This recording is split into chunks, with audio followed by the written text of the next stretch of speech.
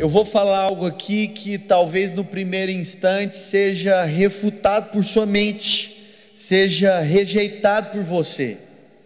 Eu acredito que existe um caminho, eu acredito que existe uma fórmula para se viver uma vida exitosa, para usufruir de uma vida abundante. Eu sei que durante muito tempo nós recebemos de maneira maciça a informação de que não existe segredo ou caminho para o sucesso, mas o meu ponto de vista é contrário a essa afirmação. Shakespeare certa vez disse o seguinte, que eu e você somos feitos da mesma matéria que os nossos sonhos, e eu acredito que os nossos sonhos, eles nada mais são do que o combustível que nos leva a acessar o impossível, é aquilo que nos impulsiona, é aquilo que nos motiva, nos encoraja a romper, a superar as limitações e os obstáculos da vida. Os nossos sonhos são os objetos, as ferramentas por meio das quais eu e você levantamos todas as manhãs e nos sentimos encorajados a correr essa jornada, essas 24 horas propostas para um único dia. Então eu acredito que os nossos sonhos, sim, são a ferramenta que nos levam à vida exitosa. Eles são o método, o instrumento que Deus usa para que nós cheguemos a esse lugar. E assim como eu falei a vocês, eu acredito que todos nós estamos debaixo de uma promessa. Se nós pararmos para refletir sobre isso, à luz da própria Escritura, existem inúmeras promessas liberadas sobre nós, e particularmente algumas delas, elas falam conosco de maneira personificada, de maneira individual. E eu quero ler uma porção da palavra de Deus que se encontra em Isaías capítulo 7, versículo 14. A Escritura diz assim: portanto, o Senhor mesmo vos dará um sinal, eis que a virgem conceberá e dará à luz a um filho, e lhe chamará Emanuel. Essa era uma promessa dentre as inúmeras outras que garantiam a vinda do Messias. Era uma promessa, é uma declaração por intermédio do profeta Isaías de que o Messias viria. E no que se refere às promessas, em primeiro lugar eu posso dizer o seguinte, que aquele que prometeu, ele é fiel para cumprir. Eu me lembro que quando a Jordana estava gestante do nosso primeiro filho, Benjamin, mais ou menos ali para o 6º, 5º mês, ela sentia meio que um formigamento, alguns movimentos na barriga, e ela me perguntava assim: você consegue sentir? Coloca a mão aqui, você consegue sentir essa movimentação? E eu falava para ela de maneira muito honesta: não estou sentindo nada. E ela meio que ficava indignada comigo, ela falava: não é possível, você não está sentindo nada. E eu continuava dizendo: não estou sentindo nada. E aí eu me lembro que a gente ia ao médico, fazíamos as ultrassons, e ela perguntava: você consegue imaginar qual que é a cor do olho, a cor da pele, como vai ser o cabelo? E cá entre nós, eu não sou das pessoas mais criativas e imaginárias do mundo, né? Minha esposa que o diga. E eu falava: amor, de verdade, não faço a mínima. E ela mais uma vez se indignava.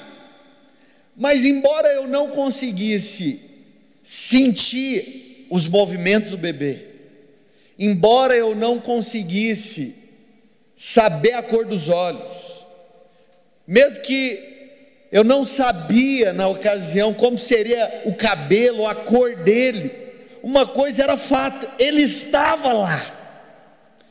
E eu acredito que durante um tempo a gente foi amadurecendo o seguinte, que pelo fato de nós não conhecermos, de não termos visto, de não termos tocado, aquilo ali é distante demais para se materializar, para se cumprir nas nossas vidas. Mas para nós que cremos, o desconhecido é diferente do incerto. Não é o fato de que eu não sei como é, que isso é margem para que haja uma possibilidade de não acontecer, porque aquilo que o Senhor prometeu vai se cumprir, nenhuma das palavras dele caem por terra. Ele não é homem para mentir, não é filho do homem para se arrepender. Se ele falou, as suas palavras são como que decretos sobre nós. E aqui, enquanto nós adorávamos a Deus, eu me senti fortemente impelido pelo Espírito. Existem pessoas do nosso meio clamando pela salvação dos seus familiares, e isso já tem durado anos. Eu quero te dizer, haja o que houver, a que tempo for, eu e a minha família, você e a sua casa servirão ao Senhor. É promessa de Deus. Talvez eu tenha dito, mas não custa nada lembrar. Esses tempos atrás eu fui aconselhar uma pessoa, e na hora eu me senti constrangido pelo Espírito e disse o mesmo a ela. Eu falei, sabe por que eu creio que Deus vai fazer algo na sua vida? Eu falei, porque existe uma promessa de Deus sobre a sua casa, existe uma promessa de Deus sobre a sua parentela, e essa promessa, e o que prometeu, vela para que ela se cumpra. Eu falei, não é à toa, né? Para menos que tantas bênçãos têm girado em torno de você. E eu abro um parêntese aqui, para nós que cremos, nós não precisamos ficar aí procurando profeta de um lado para o outro. Eu sei que existem pessoas que são conhecidas como crente 6 horas. Você conhece o crente 6 horas? É tipo 6 horas por mim. Você tem uma palavra sobre mim? Pastor, vem aqui e põe a mão na minha cabeça, porque se afinal de contas você é pastor, eu acho que você está mais perto de Deus. Ora com força, ora sim forte.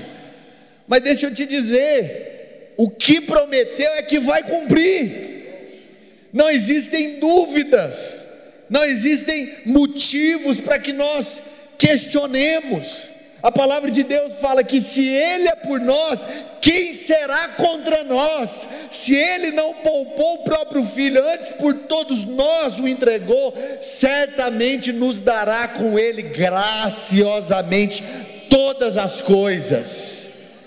A versão, a mensagem diz o seguinte: se Deus é por nós, quem será louco de ir contra Ele? E a verdade é que Ele empenha a sua própria palavra. Mas em segundo lugar, quando eu e você recebemos ou passamos a sonhar com algo, nós num primeiro instante não temos compreensão do que realmente nos aguarda. Quando eu e você começamos a sonhar com algo, num primeiro instante é aquela visão meio que romântica, e você fica embriagado, fica meio que assim, aéreo, mas não entende que existe um caminho a se percorrer, que as coisas não acontecem do dia para a noite, que elas não caem do céu. Me perdoe se durante um tempo te ensinaram isso, mas a graça não é concessão para passividade, mas é provisão para se acessar o sobrenatural. E aí eu posso exemplificar através de alguns personagens bíblicos. A gente percebe em Gênesis que José recebe um sonho, e o primeiro dos seus sonhos é o seguinte: que eles estavam no campo, plantando não sei o que, colhendo não sei o que, se era trigo, batata, não sei, e quando é fé, ele se transforma num feixe, os seus irmãos também, e eles começam a adorá-lo, reverenciá-lo, a família inteira. E se você parar para observar, em momento algum, em ocasião alguma, ele fala que iria governar, liderar sobre os irmãos. São os irmãos que falam isso, são os irmãos que chegam a essa conclusão. E que assim, com perdão da palavra, que tragédia de confusão, porque foi a partir desse dia que a vida do camarada virou de ponta cabeça. Uma perseguição se levantou contra ele. Agora, partindo para um ponto de vista mais pessoal e próximo à nossa realidade, quando a gente vai casar também é mais ou menos assim, não é? A gente fica pensando no casamento e a gente acha que o casamento se resume na cerimônia. E eu celebro casamentos constantemente. E eu sei que as pessoas, enquanto falam de se casar, elas, na grande maioria, 90% do conteúdo que é compartilhado gira em torno da cerimônia. E aí eu já até antecipo, interrompo as pessoas e falo: meu irmão, o seu casamento não é a cerimônia. Na verdade, o seu casamento começa quando as luzes se apagam. É lá que começa. Que até então você está tendo aquela visão. Eu falei: meu irmão, e eu não estou querendo falar no sentido, no intuito de depreciar, mas é aí que o calo aperta.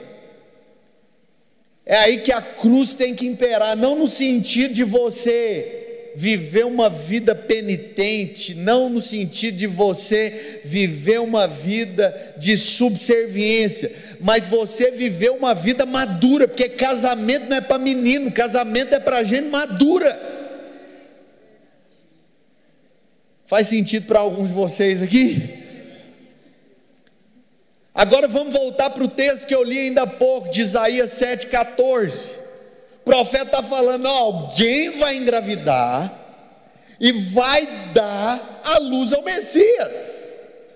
Você conhece aquele tipo de pessoa que ouve a conversa no meio do caminho e logo já vai se alegrando e logo já vai participando da conversa?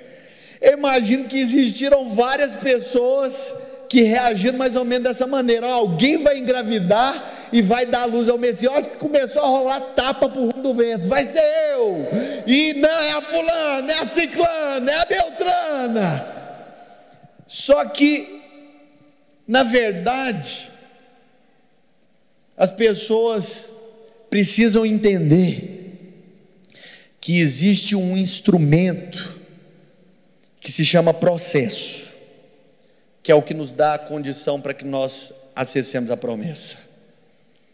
Esses dias eu estava vendo a filha de um irmão nosso, a filha do Marcos, não sei se você está aqui, o Castilho, tentando ajudá-lo a lavar o carro. E na verdade, eu acho que ele até brincou na ocasião, ela mais atrapalhava do que ajudava. E eu acredito que conosco isso faz total sentido. Por quê? Porque Deus nos faz uma promessa e a gente quer tentar ajudar. E a gente acha que está lavando, mas na verdade nós estamos sujando o negócio. E eu sei, eu não tenho nada contra, pelo contrário, já fiz algumas formações, mas existem alguns coaches que dizem assim: o seu jeito é o jeito certo. Mas deixa eu te dizer, com Deus isso não funciona, porque o jeito dele é o jeito certo. E qual que é o problema? Por que muita gente dá murro em ponta de faca? Porque acha que é do jeito dele. Sabe qual que é o problema nesse estágio? Porque o sonho ainda não é de Deus, o sonho é muito seu. Na verdade ele é totalmente seu. No primeiro instante Deus te deu, mas você faz questão de, me entenda, tirar ele da jogada. É porque eu estou tão empolgado, eu estou tão inspirado, eu estou tão assim, porque vai ser assim, assim e assado. E aí eu entro no segundo ponto, que é o processo. A Escritura diz em Lucas capítulo 1, do versículo 26 ao versículo 38, o enunciado diz assim: predito o nascimento de Jesus. No 6º mês foi o anjo Gabriel enviado da parte de Deus para uma cidade da Galiléia chamada Nazaré, a uma virgem desposada com um certo homem da casa de Davi, cujo nome era José. A virgem chamava-se Maria. E entrando o anjo onde ela estava, disse: alegra-te, muito favorecido, o Senhor é contigo. Ela, porém, ao ouvir essa palavra, perturbou-se muito. Alegra-te, favorecida. Mas a mulher foi se perturbar e pôs-se a pesar no que significaria essa saudação. Mas o anjo lhe diz: Maria, não temas, porque achaste graça diante de Deus. Eis que conceberás e darás à luz um filho, a quem chamarás pelo nome de Jesus. Este será grande e será chamado Filho do Altíssimo. Deus, o Senhor, lhe dará o trono de Davi seu pai, ele reinará para sempre sobre a casa de Jacó, e o seu reinado não terá fim. Então disse Maria ao anjo: como será isso? Pois não tenho relação com homem algum. Respondeu-lhe o anjo: descerá sobre ti o Espírito Santo, e o poder do Altíssimo te envolverá com a sua sombra. Por isso também o ente santo que há de nascer será chamado Filho de Deus. Isabel, tua parenta, igualmente concebeu um filho na sua velhice, sendo este já o 6º mês para aquela que diziam ser estéril, porque para Deus não haverá impossíveis em todas as suas promessas. Então disse Maria: aqui está a serva do Senhor, que se cumpra em mim conforme a tua palavra. E o anjo se ausentou dela. Eu não sei se você sabe, mas não é você que escolhe um sonho, é o sonho que te escolhe. Na ocasião, o sonho, o propósito, o profeta de Deus encontrou e escolheu essa mulher. E a gente percebe que o próprio texto dá detalhes de algumas reações emocionais, externações de sentimentos que estiveram presentes nesse diálogo. O anjo chega e fala: mulher, você é bendita, você tem que se alegrar. Mas a mulher se perturba, e não é para menos, porque deixa eu te falar uma coisa: você já parou para imaginar, se o anjo não tivesse guardado a vida dela, como seria Maria dando a explicação no que se refere a engravidar do Espírito Santo? Não, deixa eu te contar. O negócio é o seguinte: eu não tive relação com homem nenhum, mas eu engravidei. Engravidou de quem, mulher? Você está doido? Engravidei do Espírito Santo. Esse guri que vai nascer aqui não é só filho meu, ele é filho de Deus. Muitos diriam: aham, nessa escola que você está fazendo formação, eu já fui expulso há muito tempo. E eu não sei se você sabe, mas naquela época a mulher que era pega em adultério, aquele que cometia pecado consciente, deveria ser morto, deveria ser apedrejado até a morte. Então aquela mulher nem tinha se casado e ela já estava gestante, ela já estava grávida. Para engrossar o caldo, o negócio não sobra só para ela, recai sobre o marido também, porque o camarada negligente, o camarada displicente, onde que sua mulher foi parar que ela engravidou? Um problema de reputação está em xeque, outro problema de moralidade também está sendo posto em questão. Eu acho que num primeiro instante a pessoa começa a pensar: não, eu só quero engravidar, mas ela ignora que existe um caminho a se percorrer, que existe um processo a se trilhar. Da mesma maneira a gente pode falar no que se refere ao chamamento dos discípulos. Jesus passa e faz a seguinte declaração: se alguém vir após mim, quiser vir após mim, negue-se a si mesmo, toma a sua cruz e me siga. Porque se alguém quiser perder a sua vida, acha lá, mas quem perder a sua vida, se alguém quiser achar a sua vida, perder lá, mas quem perder sua vida por amor de mim, do Evangelho, vai encontrar a verdadeira vida. Eu acho que as pessoas que ouviam aquilo ficavam pensando: não, eu quero participar desse negócio, eu quero estar junto desse balaio. Mas a gente percebe que Jesus deixa claro que existem métricas para que isso aconteça. Afinal de contas, aqui não é a casa da mãe Joana. Você vai perder a sua vida, você tem que negar tudo que você tem.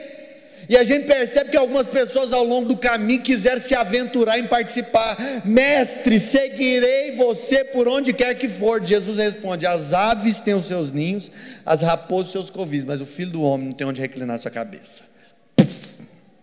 Vem outro e fala: Senhor, eu quero te seguir. Jesus sabia que ele era rico e falou: você quer me seguir? Quero. Você honra teu pai desde a minha infância. Amo o Senhor durante todos os dias da minha vida. Agora vai, vende tudo que tem e me segue.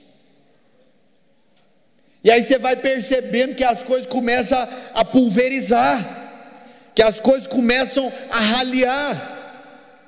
Eu acredito que todas as vezes que Deus nos chama para construir algo, Ele começa a construir algo dentro de nós primeiro. Ele começa a constituir, a formar a estrutura que é necessária para se conter essa edificação. Eu sei que nós nos apegamos muito a questões de habilidades, dons e tudo mais, mas se nós não tivermos o caráter, a consistência necessária, tudo quanto nos foi prometido vai a fio e cai por terra.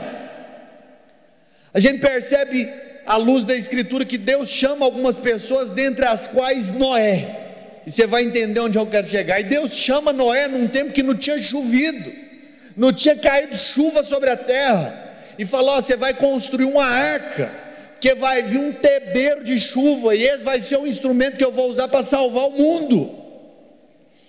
E o camarada gasta mais ou menos 100 anos da vida para construir essa arca.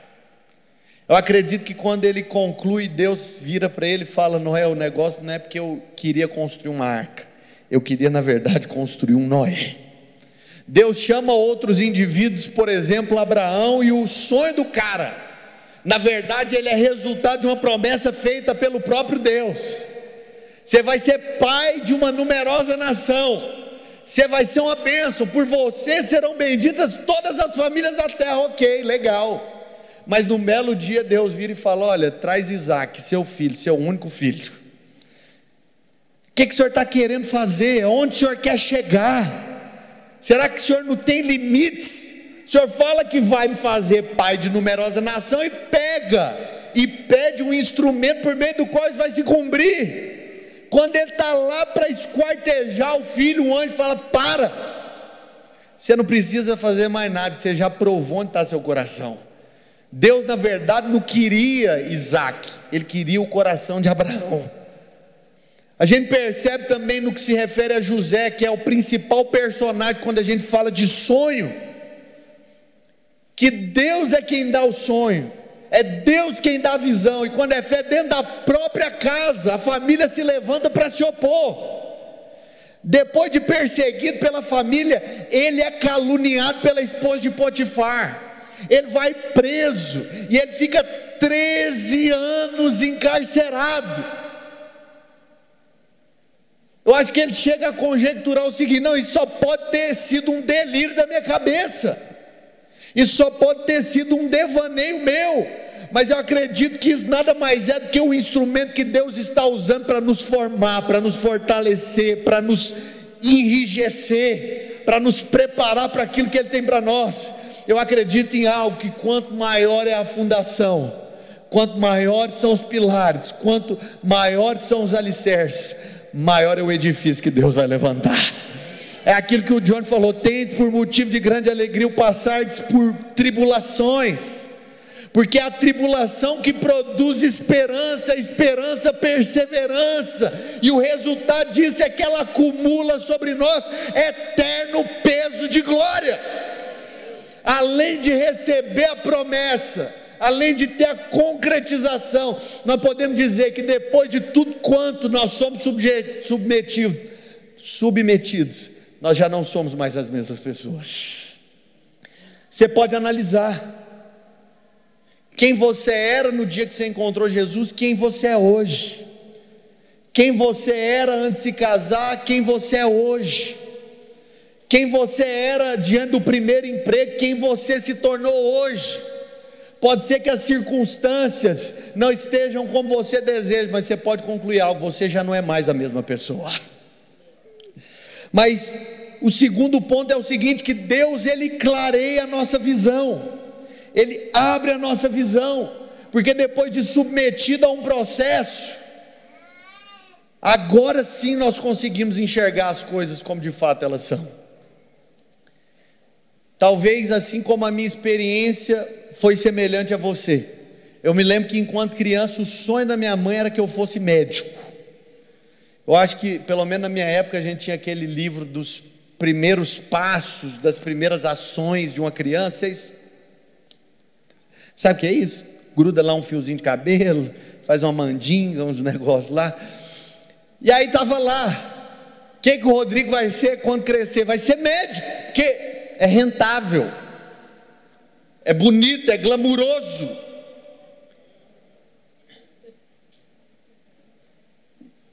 Só que aí o tempo passa e se amadurece. E aí eu me lembro que quando eu, na verdade, nem tinha atingido a maioridade, com 17 anos, comecei a cursar Direito. Eu falei, não, preciso cursar Direito, porque Direito tem um leque de possibilidades, você funcionário público e ter estabilidade. Afinal de contas, todo mundo lá em casa é funcionário público. Eu falei, é disso que eu preciso. E aí eu me lembro que assim, no decorrer da trajetória, eu tive um encontro com Jesus. Eu falei, você quer saber de uma coisa? Eu não vou ser funcionário público nem nada. Eu vou ser pastor. Eu me lembro que o pessoal da família falava assim, Jesus. Os meninos receberam assim uma formação, educação de primeira, os pais são presentes. Não tem motivo para isso acontecer. É um desperdício de potencial, de energia.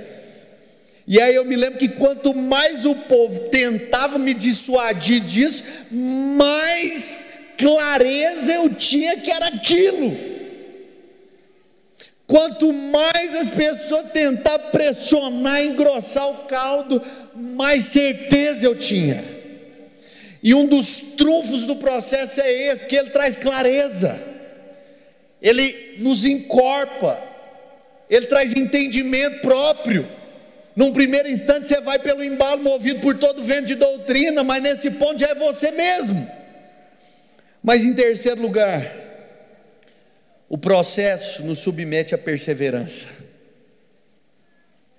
Assim como eu falei para vocês, Deus faz uma promessa a José, e demoram 13 anos para se cumprir. Um outro indivíduo da Bíblia recebe uma promessa. A palavra de Deus fala que o Senhor acha graça dentro da casa de Jessé, e fala, olha, um dos seus filhos vai reinar sobre Israel, o reino dele não vai ter fim. Samuel pega, deita azeite sobre a cabeça do menino. A gente acha que o natural é o seguinte, no outro dia ele já vai estar lá no trono, mas no outro dia ele estava de novo no curral. E demoram 14 anos para esse molecote chegar ao trono.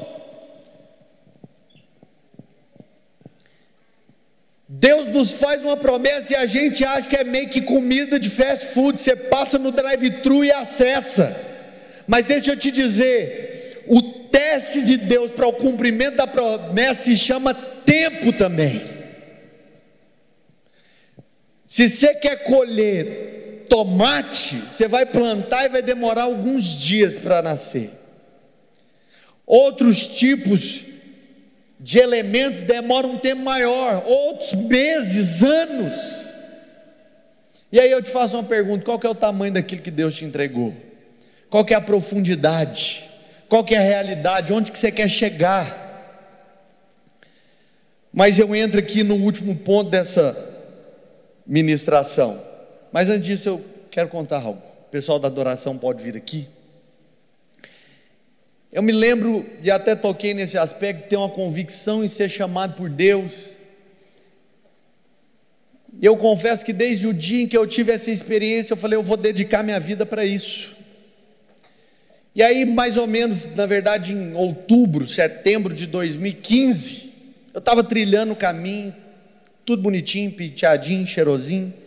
Em 2015 me fazem uma proposta para ocupar uma outra função no ministério. Eu falei, gente, mas isso aqui não faz sentido nenhum. Parece que isso aqui me leva para uma direção totalmente contrária àquilo que é o ideal para eu chegar lá. E aí eu falei, Jesus, é o Senhor que está aqui? Porque pode ser que não faça sentido para mim, mas se o Senhor estiver aqui, é o lugar mais seguro que eu posso estar. E aí eu percebi que era o próprio Deus que estava me levando para lá. Foi algo meio que de supetão, tive que decidir assim numa questão de 2 minutos. E eu confesso que num primeiro instante eu fiquei bastante pesaroso. Num primeiro instante, ao invés de me alegrar, eu fiz foi me entristecer. Eu comecei a ler aquele cenário como que punição, disciplina. E aí o Senhor reafirmava no meu coração: sou eu que estou nisso, eu estou com você, as portas vão se abrir, as coisas vão acontecer, eu vou te tornar uma outra pessoa. Os meses se passaram, os anos se passaram. Eu me lembro que inúmeras questões desmoronaram à minha volta, mas eu não fui atingido. Eu me lembro que um monte de pessoas, e quando eu falo um monte, meu círculo de relacionamentos era aquilo, começaram a passar por momentos de crise, de escassez financeira, mas esse foi o momento que eu mais prosperei na vida, porque era Jesus que estava lá, porque era o Senhor que estava lá. E eu acredito, e eu abro um parênteses para a liberação de algo profético. Se você está passando por um momento de aparente pressão, de escassez, de limitação, acredite em mim, Deus ele não está só preparando o que Ele quer te entregar, Ele está fazendo de você uma outra pessoa, para que no final de tudo você já não seja mais o mesmo. Você vai perceber que geralmente o que Deus quer nos dar é maior do que nós mesmos, nós não poderíamos fazer sozinhos. E o incrível de tudo isso é que quando nós chegamos lá, as pessoas viram e dizem: só Deus podia ter feito, só pode ser Deus, não tem explicação, não faz sentido, as contas não batem. Se você está passando por esse momento da sua vida, eu quero te dizer, se é Jesus que está no barco, você pode descansar, tudo vai dar certo. Mas por fim, depois da promessa, do processo, existe o cumprimento dele. E a Escritura diz em João 19:30 o seguinte: quando pois Jesus tomou o vinagre, aquilo que era uma promessa, se tornou um menino. Mas quando esse menino se tornou homem, a Escritura diz assim: quando pois Jesus tomou o vinagre, disse: está consumado. E inclinando a cabeça, rendeu o espírito. Mateus 27:51 diz assim: depois que esse ato acabara de se executar, a Escritura diz assim: eis que o véu do santuário se rasgou em duas partes, de alto a baixo, tremeu a terra, fenderam-se as rochas, abriram-se os sepulcros, e muitos corpos de santos que dormiam, esse dormir aponta para a morte, ressuscitaram, e saindo dos sepulcros, depois da ressurreição de Jesus, entraram na cidade santa, e apareceram a muitos. O centurião e os que com ele guardavam a Jesus, vendo o terremoto e tudo que se passava, ficaram possuídos de grande temor e disseram: verdadeiramente este era o Filho de Deus. Estavam ali muitas mulheres observando de longe, eram as que vinham seguindo a Jesus desde a Galileia para o servirem. Entre elas estavam Maria Madalena, Maria mãe de Tiago e de José, e a mulher de Zebedeu. Eu acredito que a sua decisão de corresponder aos sonhos de Deus, elas não apenas te afetam, elas possuem o poder de afetar as pessoas que estão à sua volta. Toda pessoa, ela tem o poder de alcançar 3 gerações: a passada, a presente e a futura. Tudo por causa de um sonho. A palavra de Deus fala que o próprio Deus planta um sonho, como eu mencionei em um outro ponto, no coração de Abraão, e aquilo se torna o objeto de afeição, de dedicação e de entrega de uma vida toda. Os momentos de adversidade aparecem, esse sonho é posto em xeque, as pessoas duvidam até dentro da própria casa, ao ponto da esposa dele rir sobre o que o próprio Deus havia liberado. Mas eu acredito que dia após dia, noite e dia, o coração dele pulsava, dizendo: o que prometeu é fiel para cumprir. O que prometeu é fiel para cumprir. Ele não é homem para mentir, ele não é filho do homem para se arrepender. Naturalmente falando, era só o filho dele, era só um garoto, era só um filho, era só uma pessoa de idade avançada. Ele já havia se acostumado a não poder ter filho, mas do nada, diante da impossibilidade, Deus fala: você vai ter um filho. O Senhor o submete a um teste, pede o filho. mas depois Ele mesmo poupa. Mas sabe qual que é o desfecho de tudo isso? Deus não permite que Ele apenas tenha um filho. Ele vira e fala: por causa do filho, por causa do coração, por causa de quem você é, por causa da resposta que você se dispôs a dar, porque é pela graça, mas não é de graça. Por meio de você serão benditas todas as famílias da terra, ao ponto de que hoje eu e você podemos dizer: nós temos por pai Abraão, o pai da fé. Eu acredito que nesse ano de 2020 Deus plantou algumas sementes no nosso coração que se chamam sonhos. Eu acredito que o que Deus colocou nos nossos corações não para em nós, não se limita apenas a nós, ao indivíduo. Eu acredito que o que foi plantado por Deus, eu acredito que o porquê dessa ênfase não tem em vista apenas nos abençoar, mas tem em vista abençoar todas as famílias da terra, toda essa cidade. Não duvide de você, não duvide do que Deus colocou em você. Eu sinto no meu espírito que existem pessoas que às vezes desvalorizam, por quê? Porque não acreditam em si mesmas. Mas deixa eu te dizer, Ele acredita em você. Eu acredito em você. Eu acredito no que Ele colocou no seu coração. Eu quero experimentar daquilo que Deus te entregou. Eu não quero apenas compartilhar do que Deus me deu, porque Deus deu algo a você que só você pode propiciar o ambiente necessário para que aconteça. E eu quero ser abençoado por isso. Essa igreja quer ser abençoada por aquilo que Deus te entregou. A sua casa precisa disso. A nossa cidade precisa disso.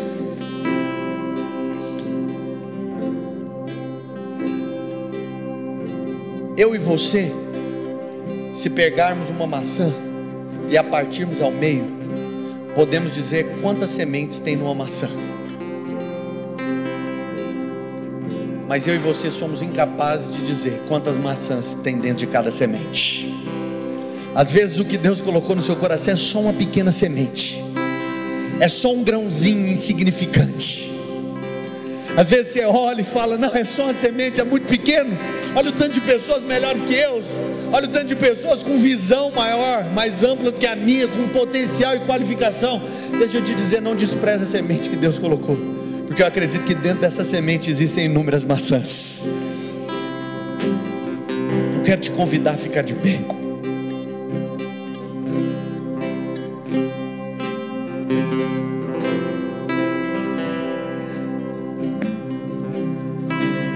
Eu acredito que quando eu e você dizemos sim aos sonhos de Deus, quando eu e você nos submetemos ao propósito de Deus, nós somos levados às maiores realizações das nossas vidas. A palavra de Deus nos mostra, a partir desse último texto que lemos, que quando Jesus consuma, revela o propósito, os sepulcros se abrem, os mortos aparecem para todos, os cegos vêm, os aleijados andam, e aos pobres é pregado o reino de Deus. Ele era só um, mas o incrível é que ele decidiu que essa semente não parasse nele. Ele decidiu compartilhar essa semente com inúmeros outros. Ele vira para os apóstolos e fala: olha, se você crê, se vocês crerem em mim, vocês não vão fazer apenas o que eu fiz, mas a semente que eu plantei em vocês é poderosa, é capaz de capacitá-los para realizarem obras ainda maiores. Obras ainda maiores. Eu acredito que Deus plantou um sonho no seu coração. Eu quero ver cada um deles se cumprirem. O Gabriel falou sobre algo semana passada e a gente falou sobre isso, e isso me chamou muita atenção. Nós vamos iniciar no próximo mês uma série chamada Tempo de Avivamento. Eu acredito que a nossa igreja e a nossa nação vive um momento épico na história.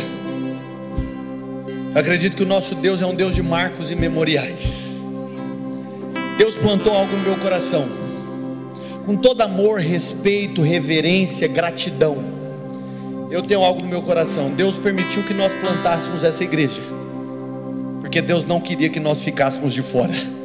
Não estou dizendo que onde você estava está de fora. Eu estou dizendo que Deus compartilhou algo específico aos nossos corações. Embora existam semelhanças, similaridades entre um sonho e outro, cada sonho é único, específico. Eu acredito que eu e você vivemos um momento chave, um momento que, se Jesus não voltar, a história vai falar que a nossa nação é um celeiro de missionários, que a nossa nação é um celeiro de profetas, onde em cada casa nós temos mães com coração de mães, que não são apenas mães, mas são missionárias de Deus, onde nos locais de trabalho nós não temos meros funcionários, nós temos agentes do reino, que pregam o reino de Deus, onde nas salas de cirurgia nós não temos meros médicos, nós temos agentes do reino trazendo o céu para a terra. Aonde quer que você estiver, independente do que você se ocupe, eu acredito que isso que nos impulsiona, que isso que nos tem impelido, que isso que nos tem animado, nada mais é do que o regar do próprio Deus dessas sementes, para que nós cheguemos à concretização desse sonho. Sabe qual que é o mais incrível de tudo isso? Deus poderia fazer tudo sozinho, mas Ele decidiu estender a oportunidade para que eu e você participemos disso. Sabe o que é o mais incrível de tudo isso? É que Deus nos deu a graça de sermos parte da história que está sendo escrita. Não despreze a semente que Deus plantou no seu coração, porque você não pode mensurar o potencial que ela pode atingir. Eu acredito que o que Deus liberou sobre nós não para em nós, comece em nós, mas recai a tudo aquilo que está à nossa volta. Eu gostaria que nessa noite você erguesse as suas mãos aos céus, o mais alto que você puder, e começasse a regar em oração aquilo que o Senhor compartilhou no seu coração. Pode ser loucura, pode ser pequeno, mas é seu.